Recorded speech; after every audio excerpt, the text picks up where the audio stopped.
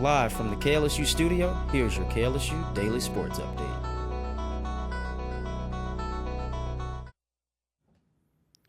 Good evening, Baton Rouge. I'm Andre Champagne here to give you your KLSU Sports Update. Starting off, the LSU baseball team capped off a 4-0 week in the state of Texas after they defeated Rice, Texas, UL Lafayette, and Texas State. LSU remained the number 3 ranked team in the country in the new D1 rankings, as Wake Forest and Arkansas are the only 2 teams ahead of them. LSU pitcher Luke Holman received SEC honors this week as the SEC co-pitcher of the week after shutting down the Texas lineup, pitching 5 2/3 innings, striking out 12, walking 1, and not giving up a single run. Moving on. Yesterday, the LSU women's basketball team extended their win streak to 8 after defeating Kentucky by a score of 77-56. LSU had 4 players in double-digit scoring-wise behind Angel Reese's 22-point and 14-rebound performance. LSU moved up 1 spot in the new AP poll and now sit at the number 8 spot, and they will return to play on Friday in the SEC tournament, where they will face the winner of Auburn and Arkansas. And finally, spring training in the MLB is fully underway as the 2024 season approaches. Today, the Pittsburgh Pirates defeated the Tampa Bay Rays by a score of 7-3, and former LSU pitcher Paul Skeens has been working his way up the major league chain as he pitched 2 innings, and in the outing he gave up 3 hits, 1 run, and struck out 3. Make sure to follow us at KLSU Sports on Instagram, X, and YouTube. I'm Andre Champagne with your KLSU Sports Update. Live from the KLSU studio, here's your KLSU Daily Sports Update.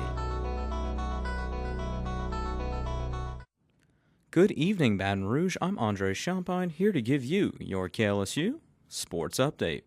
Starting off, the LSU baseball team crushed Grambling State last night by a score of 26-2. The offense was on fire as 10 LSU players tallied RBIs, and the Tigers had 17 total hits on the night. LSU was able to keep pitchers rested as well as they prepare for the number 1 team in the country this weekend as Texas A&M comes to Baton Rouge. LSU will have to win 2 games this weekend to keep their postseason hopes alive. Moving on, the Boston Celtics host Game 5 tonight as they lead 3-1 in the series against the Miami Heat. With Kristaps Porzingis' injury, the Celtics will be challenged without him for the next several games. He is not likely to return for a while as he has sustained a calf strain in Game 4.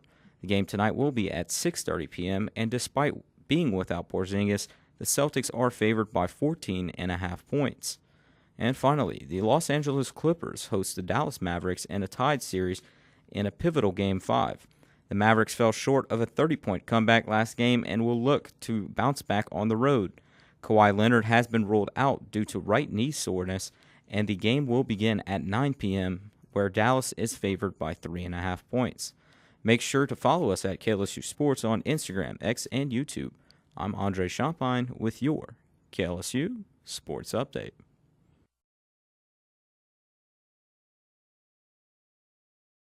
I think Trey Murphy has to be a player Willie Green and the Pelicans have to enforce into their game plan and just get adjusted to. He's a guy that has length and can defend at all pretty much areas on the court.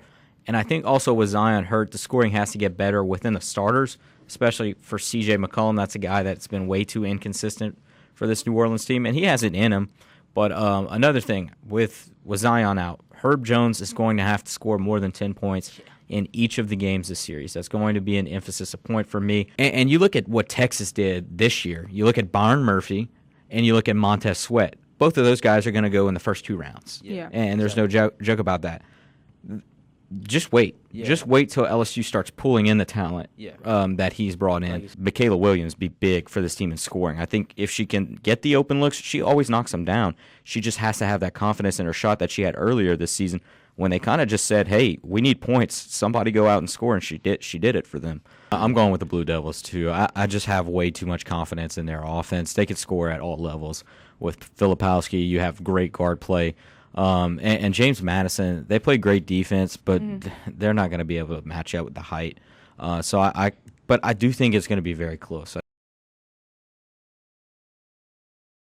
It is my great pleasure to announce that the 2023 Heisman Trophy winner is Jayden Daniels from Louisiana State University.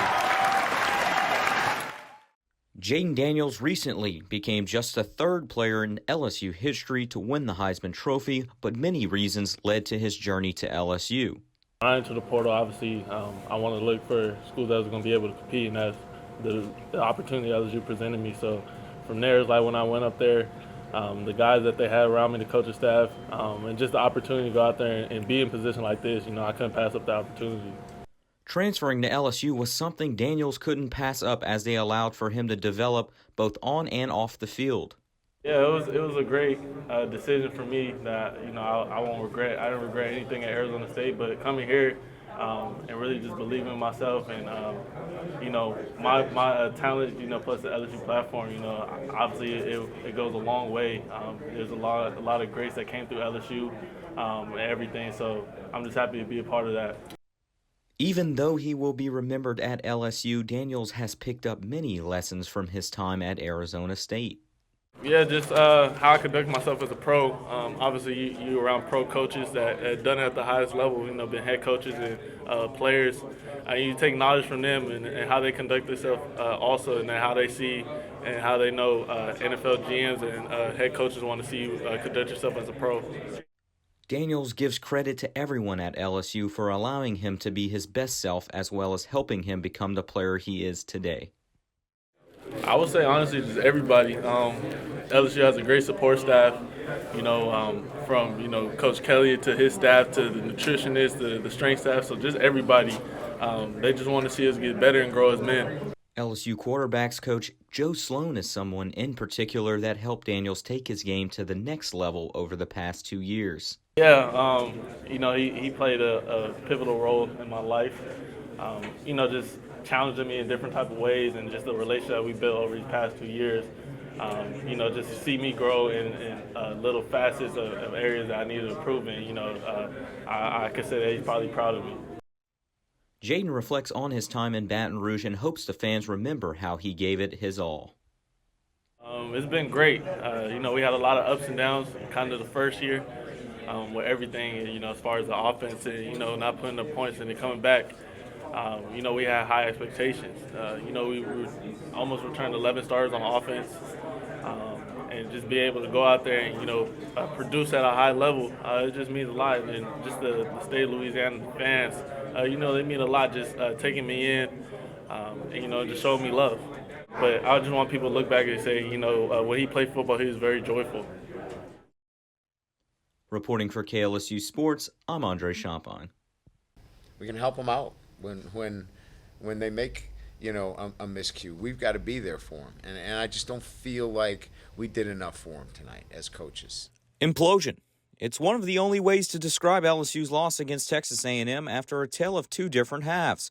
LSU dominated the Aggies in the first half, but missed opportunities and multiple turnovers allowed the Aggies to come back and run away with first place in the SEC.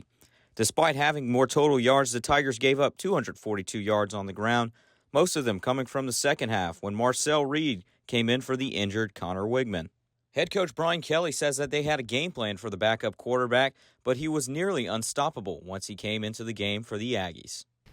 We have a plan for the running quarterback. I don't know that we executed it at the level that we needed to. I think if we, 2020 is such that should we have spent more time on it? Sure looks that way. Although head coach Brian Kelly said that they had a game plan, linebacker Greg Penn said that they were not ready for Reed.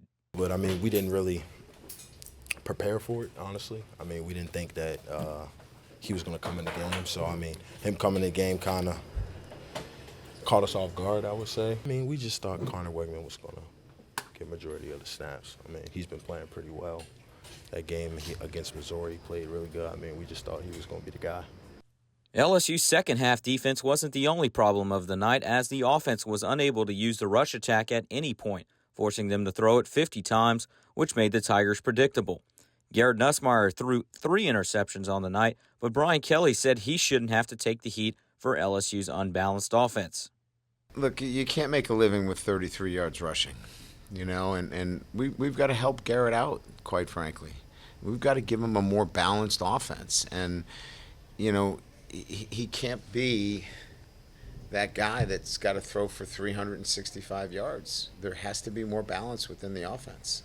I mean, things went their way. I made a couple mistakes and gave them short fields, and obviously, I'll beat myself up for that for a while. Like I said, I feel like I just got to play better and execute better, and like I said, we gotta bounce back from this because we can't give up because everything we still want is still in front of us. Looking ahead, Brian Kelly emphasized improving the balance of the offense as well as the defense's ability to stop the rushing quarterback as Alabama and Jalen Milroe come to town in 2 weeks for what will be a playoff game in Baton Rouge. Reporting in College Station, Andre Champagne, KLSU Sports.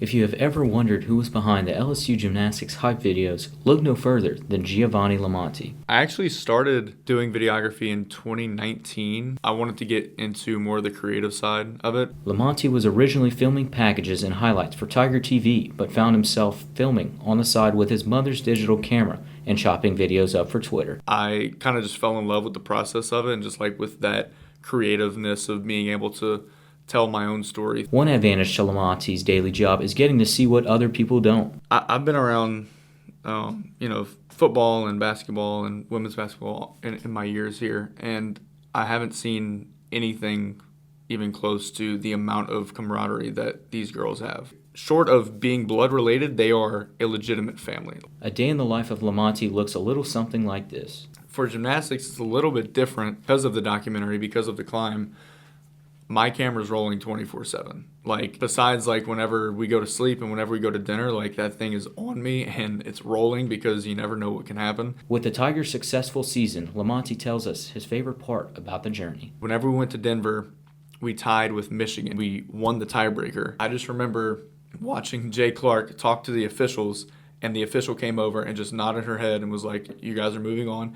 Being the videographer for the gymnastics team, Lamonti gets to enjoy being part of something more than a job. It's just being able to be a part of a family. I don't feel like I'm working. Like, I feel like I'm just going and doing something cool for, like, my friends. Lamonti never gets tired of doing something that he loves. Whenever we watch the videos together and they just, I see the smiles on their face, like, that's all the fuel that I need. Reporting for KLSU, Andre Champagne.